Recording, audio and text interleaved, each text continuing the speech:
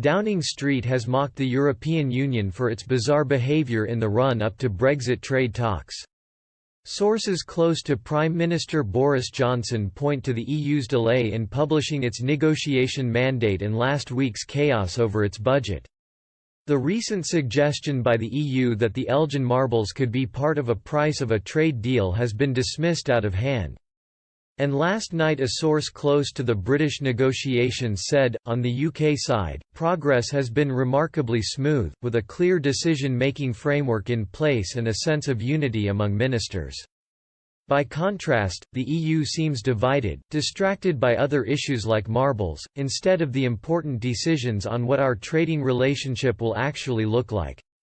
The new plan is for them to approve their mandate on February 25, but it is anyone's guess. The Prime Minister is set to sign off the British negotiating mandate on Tuesday and unveil it on Thursday after MPs have returned from their short recess.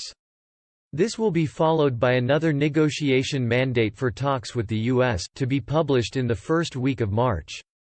The move will heap pressure on Brussels to compromise with Britain, as heading for a rival deal with the US and other countries would potentially make access to the UK market more difficult for the EU.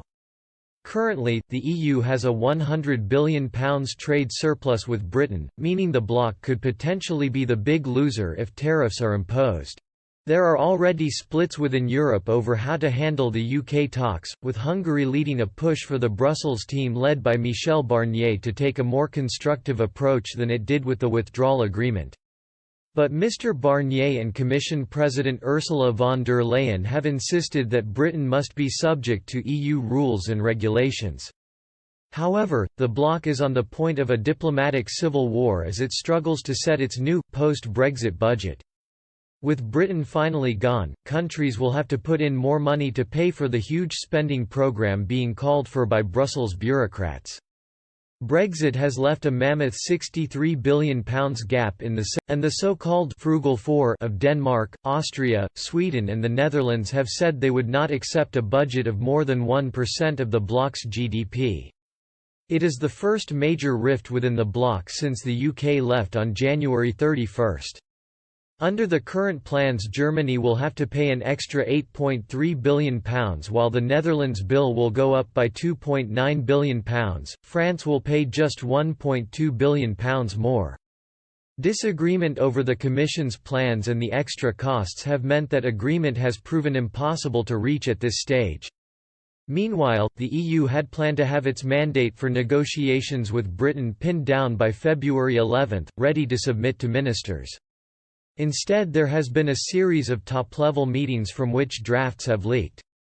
It has still not agreed to a mandate and is juggling that along with agreeing its budget for the next 7 years.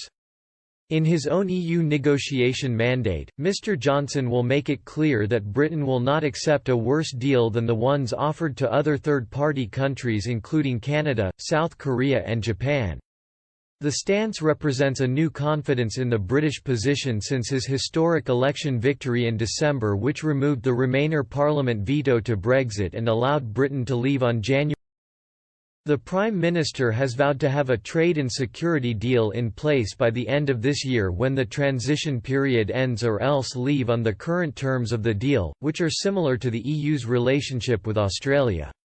Last week, government sources described EU demands for Britain to follow its rules and be adjudicated over by the European Court of Justice as ridiculous and unreasonable.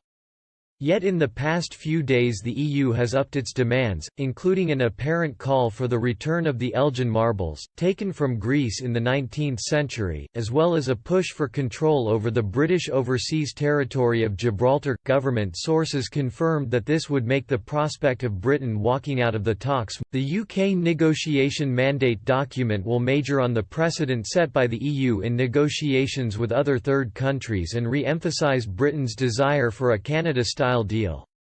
There are not expected to be any surprises in the mandate, which is consistent in its ambition for a future relationship based on friendly cooperation between sovereign equals. According to Downing Street sources, the process is running smoothly on the UK side. Taskforce Europe, the unit charged with negotiating with the EU in the coming months, has hit the ground running with more than 40 dedicated officials, including the best and brightest in their fields from across Whitehall. The head of the negotiating team, David Frost, gave a lecture in Brussels last week which is understood to have calmed nerves and, in stark contrast to Theresa May's government, ministers are united in their approach to the talks.